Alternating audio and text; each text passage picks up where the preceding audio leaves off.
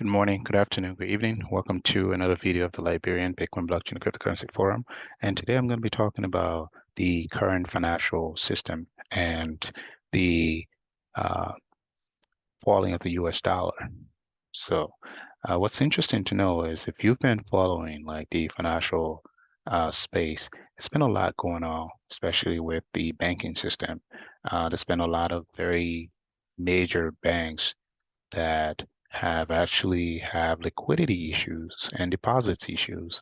And I'm going to be talking about some of the implications of that and why it ties into the importance of actually the current revolution of the financial system, the implementation of Bitcoin and cryptocurrencies, and the emerging technology that has been trying to technically take over and change this whole current legacy system that is so corrupt. Now, there's been a lot of very important banks failing, and one of the most recent was the Silicon Valley Bank. And what happened was the bank could not account for some of its deposit because usually what happens is if you deposit money in a bank, the bank actually takes that money and borrows that money to businesses. And what happens if those businesses cannot pay back the bank? Obviously, the bank does not have that balance on that balance sheet to be able to give your money back if you need your money. And that's one of the things that people talk about bank runs. I don't know if you heard about the term bank run. Bank run is when everybody decide, or most people decide to go to the bank and say, hey, I want to get my deposit out of the bank. Obviously, the bank doesn't have that much money, even though the bank was given that money, but they don't have it on hand. That's where liquidity actually comes in. The bank do not usually have the liquid amount of cash that they claim to have on their documents, their paper. $10 billion got deposited into this bank, but the bank has lent out a lot of that amount of money. Hopefully, they actually do so because obviously they want interest on that money from some of those emerging businesses and some individuals that take loans from the bank, as opposed to the bank having the money just sitting there.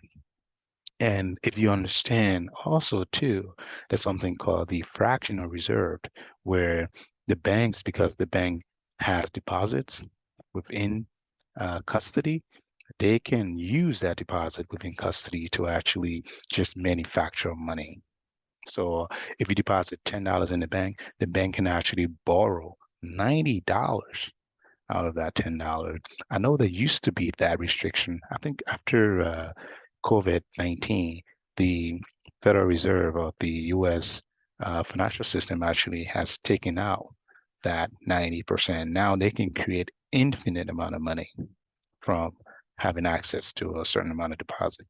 And that's why I used to wonder when I was in college, there was a bank that used to actually entice people to open an account, open a deposit checking account. So they would give you $150. So I used to wonder, why would a bank give me money to open a deposit account?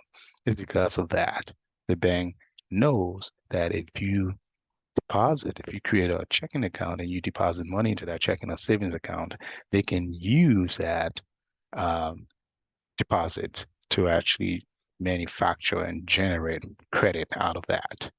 Um, and that's the reason why the US financial system and the Western financial system has been having so much problems because of the credit-based system and the manufacturing of money out of just nothing.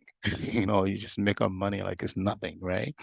So, um, what's happening now is there's a community of like developers and computer scientists and uh, financial people with integrity that are saying, look, we are trying to create a system where stuff doesn't happen the way it's happening right now. The fact that obviously certain group of people have so much power and monopoly on the production of money and manufacturing of money, and the banks can technically generate money out of thin air by basically using their custody of deposits to generate like huge, massive credit amount. It's ridiculous, you know. And anyway, so this man banks failing. Silicon Valley Bank was a very important one, and the U.S. government actually decided to um, obviously, in order to maintain some sort of like integrity in their monetary system, they have to basically build out those banks. So when the banks fails, the U.S. government, the financial system actually decide to help the bank out. And how do they do that? Obviously, many people have deposit money in that bank and they need their money back because if they don't, then what happens is the U.S. banking system tend to lose some sort of credibility. And the U.S. don't want that. Nobody wants that. So, but usually what happens is the FDIC, which is the banking insurance, if you deposit um, $5 million in the bank. The according to the FDIC insurance, you can only get $250,000 back when the banks actually fail. Isn't that interesting? The fact that my money isn't really fully insured. That if I have $1 million deposited in the bank and the bank fails because of their own negligence, then I'm not allowed to get my money back. I can only get like 25% of that $1 million. That's ridiculous, right? That's ridiculous. It doesn't even make sense.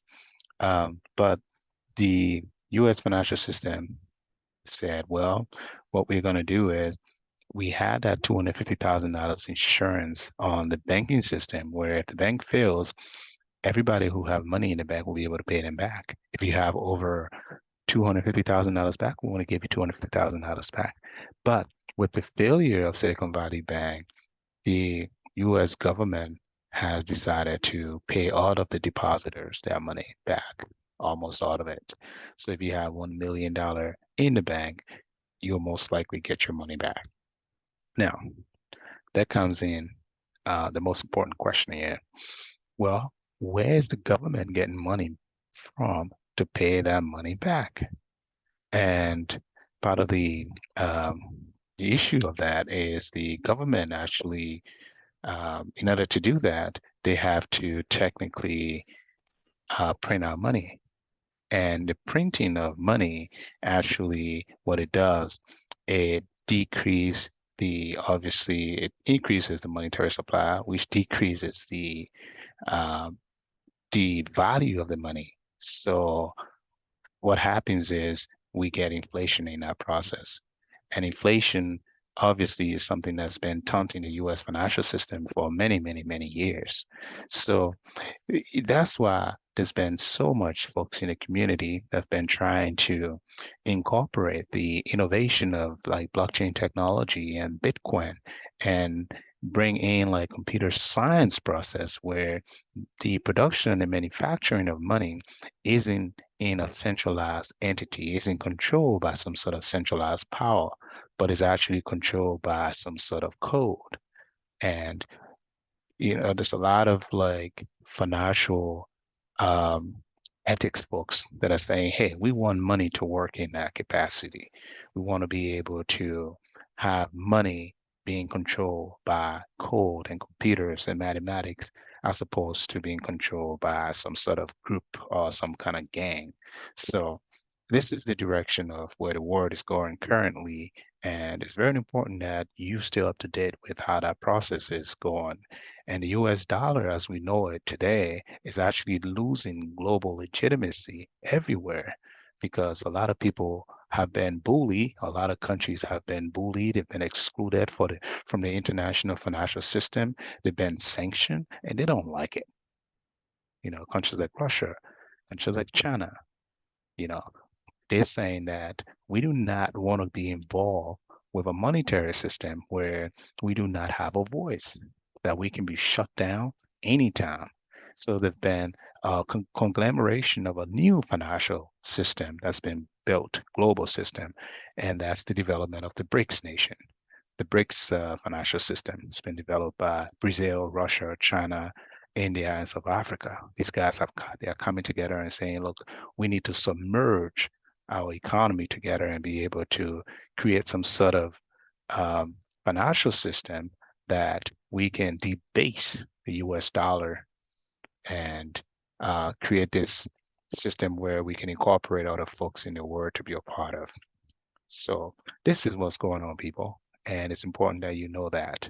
I don't want to extend too much into it, but that's just where it's at. And that's why it is important for you to start thinking about how to have a backup plan when it comes to the financial system, how to focus on investing your money in such a way where in the future, obviously, you can see a great turnout. And Bitcoin is one of those things that everyone's been thinking about, even the wealthiest among all of them, they're all buying Bitcoin because they know the government can print money, but the government cannot print Bitcoin. So wherever you are, I really want to wish you good luck. I pray that you are taking advantage of the current condition in the global market and global financial system. And I want you to make good decisions. You have a mind of your own. There's no financial advice. And I hope you learn one or two from this video and do a whole lot of research and be able to understand how the system works, how the financial system works, how money works, and how you can actually make some chess move. So thank you so much for coming. I encourage you to hit the like button. I also encourage you to subscribe to our channel, and I encourage you to leave a comment and let the YouTube algorithm actually spread this video. Thank you, and I hope you have a nice day. Thank you.